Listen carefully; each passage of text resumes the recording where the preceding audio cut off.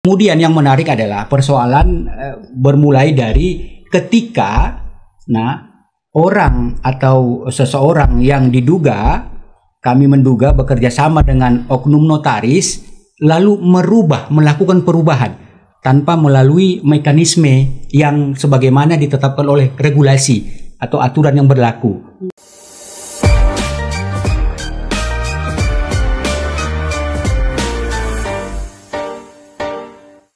Lagi di WhatsApp Waktunya Hukum Menyapa, podcast resmi Kementerian Hukum Republik Indonesia bersama saya Dian Mirza. Beberapa waktu lalu Ditjen AHU Administrasi Hukum Umum mengeluarkan pengumuman terkait verifikasi substantif yang tujuannya adalah untuk memastikan keabsahan dan kebenaran data yang dilaporkan badan usaha seperti PT. Tapi rupanya kebijakan ini mengundang komen-komen negatif ya dari warganet. Ada yang bilang kok malah kembali ke masa lalu sih, kok malah mundur, kok malah balik ke zaman purba katanya. Apa iya kebijakan ini adalah sebuah kemunduran atau malah lompatan maju untuk melindungi ribuan pengusaha? Kita akan membahasnya di episode ini dan sudah ada 3 narasumber kita yang telah hadir di studio. Ada kuasa hukum yang mewakili korban yakni Mas Dede Gunawan. Juga ada pengurus pusat selaku juga penasehat Ikatan Notaris Indonesia Bapak Fardian. Dan dari Kementerian Hukum sendiri ada Bapak Dr. Andita Leting, Direktur Badan Usaha. Kita ke Pak Dede dulu kali ya. Pak, ceritanya gimana sih kok bisa klien Bapak tuh tiba-tiba sahamnya hilang? Yaitu mungkin saya sedikit bercerita kronologi singkat saja peristiwa yang dialami oleh klien kami. Diawali pada periode Agustus 2017 itu ada gugatan itu ditujukan kepada Kementerian Hukum dan HAM dan klien kita sebagai tergugat intervensi. Nah, yang menarik adalah gugatan ini pada endingnya sampai tingkat peninjauan kembali itu tentu sebagaimana yang kita ketahui adalah upaya hukum luar biasa. Artinya upaya hukum terakhir yang diberikan oleh undang-undang terhadap para pencari keadilan. Nah, pada tahap sampai peninjauan kembali itu klien kita dinyatakan sah terhadap pengajuan perubahan anggaran dasar, tempat kedudukan, pengurangan modal dasar dan seterusnya. Artinya itu tertuang di dalam perubahan Akta nomor 9. Nah, kemudian yang menarik adalah persoalan bermulai dari ketika orang atau seseorang yang diduga, kami menduga bekerja sama dengan oknum notaris, lalu melakukan perubahan tanpa melalui mekanisme yang sebagaimana ditetapkan oleh regulasi atau aturan yang berlaku. Nah, kami katakan ini oknum karena tidak semua ya, kita tidak bisa mengeneralisir semua notaris bahwa mempunyai perilaku yang nakal dalam tanda kutip begitu ya. Sehingga persoalan ini karena kami menduga klien kami telah dicurangi dalam hal ini, begitu mudahnya melakukan perubahan atau peralihan saham tanpa diketahui oleh klien kami selaku pemegang saham mayoritas.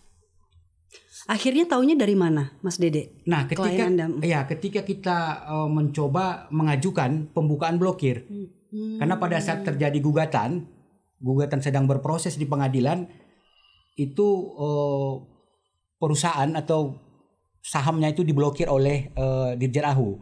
Nah, pada saat persoalan ini sudah clear, kita lampirkan dokumen yang menjadi kelengkapan untuk itu, lalu kita mendapatkan informasi.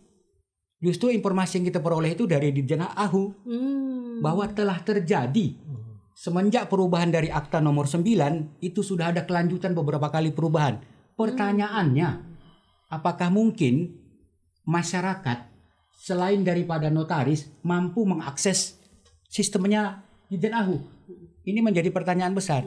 Kalau tidak mungkin, siapa yang melakukannya? Tentu setelah kami melakukan penelusuran, ternyata ada beberapa oknum notaris yang bekerja sama dengan ini tadi, orang yang kami maksudkan. Yang dalam hal ini adalah AT dan kawan-kawannya. Nah, sehingga karena berangkat dari dugaan adanya pemalsuan tadi, maka kami melaporkan ini ke Baris Krim Mabes Polri. Begitu, Mbak. Pak Ferdian, ada tanggapan dari hal ini? Kalau tadi Mas Dede bicara bahwa ini adalah diduga oknumnya adalah notaris dan beberapa pemilik dari PT tersebut gitu. Apakah ini it is predicted gitu terjadi? Oke, baik Mbak. Terima kasih Pak Dede, saya turut prihatin ya Pak. Siap. Saya akan cerita begini Pak Dede. Begitu mudahnya, begitu gampangnya orang di luar sana untuk, atau dalam tanda petik mafia itu, untuk mengalihkan saham masyarakat. Ya. Kenapa? Saya menyebutnya, maaf istilahnya Mbak Dia, ada lubang besar. Lubang besar yang kita suarakan sejak puluhan tahun yang lalu. Lubang besar di Undang-Undang 40 2007. Ya, saya contohkan. Datang klien Pak Dede kepada saya dengan membawa dokumen rapat umum pemegang saham yang dibuat di bawah tangan. Bisa RUPS, bisa circular resolution. Di dalam paper tersebut, ya, mereka setuju agendanya, setuju mengalihkan saham dari kliennya Pak Dede kepada orang lain.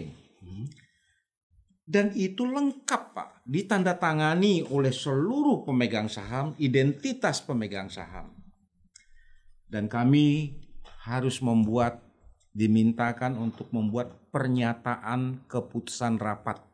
Jadi pemegang saham itu memberikan kuasa kepada seseorang untuk menghadap kami notaris untuk membuatkan PKR. Kami hanya berhadapan dengan orang itu. Dan itu diatur dalam Undang-Undang Perseroan Terbatas. Oke. Saya buatkan. Setelah itu dia datang lagi Pak.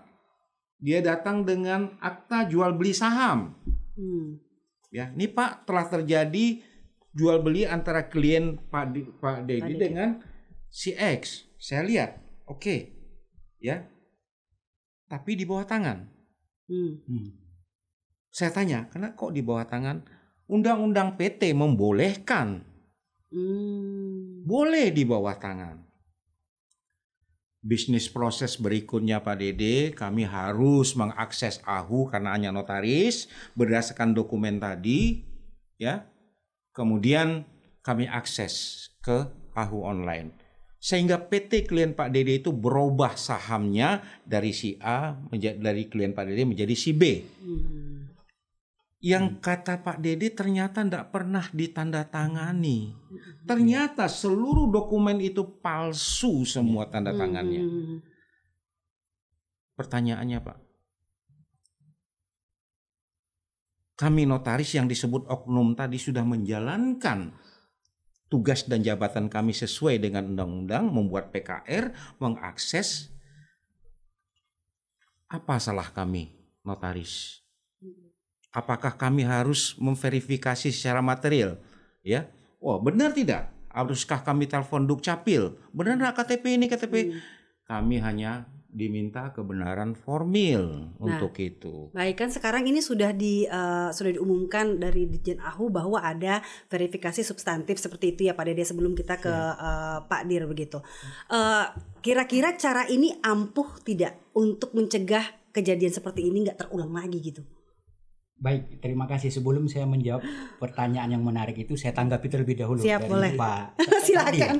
Jadi begini, ada peran notaris yang selama ini mungkin menurut saya dalam tanda kutip terabaikan. Peran apakah itu? Jangan kita lupa bahwa notaris mempunyai peran due diligence. Apa itu? Due diligence adalah uji tuntas. Uji tuntas apa yang dimaksud dalam konteks ini?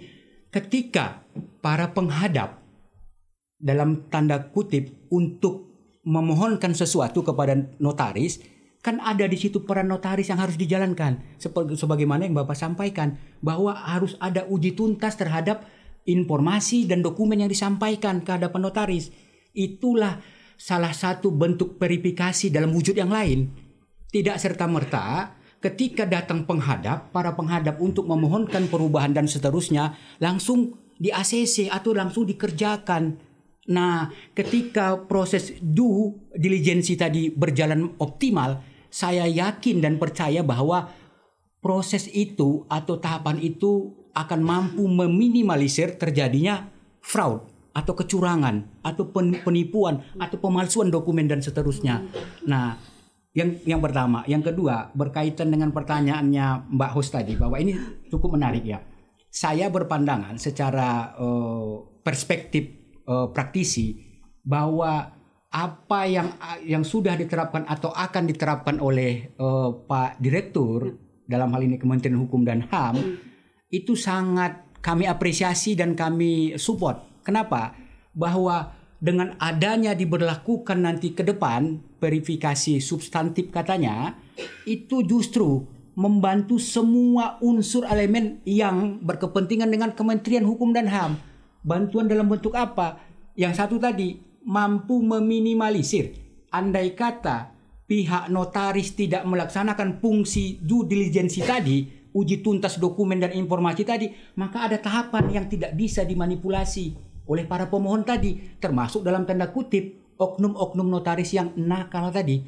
Ada uji terakhir, verifikasi yang nanti diterapkan oleh pihak kementerian. Ini sangat kami dukung. Kenapa? Kami adalah salah satu korban nyata dari kalau saya katakan bukan ketidaktahuan, ini kesengajaan adanya mens rea dari oknum notaris tadi. Berdasarkan hasil penyidikan di kepolisian bahwa didapati memang ada kesengajaan kerjasama antara pemohon pelaku usaha tadi dengan notaris tadi. Sehingga apa? Dokumen sebagaimana yang Bapak sampaikan tadi ternyata fix itu palsu atau dipalsukan.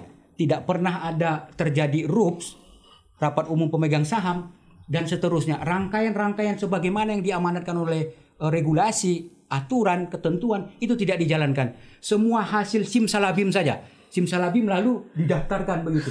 Pertanyaan lanjutannya yang membuat kita heran. Nah, ini kaitannya nanti dengan kebijakan yang diterapkan oleh Pak Direktur. Pertanyaannya, mengapa semudah itu bisa mengakses sistemnya kementerian gitu? Harusnya memang betul. Makanya kami sebelaku praktisi sangat mengapresiasi dan mensupport kebijakan ini. Karena apa tadi?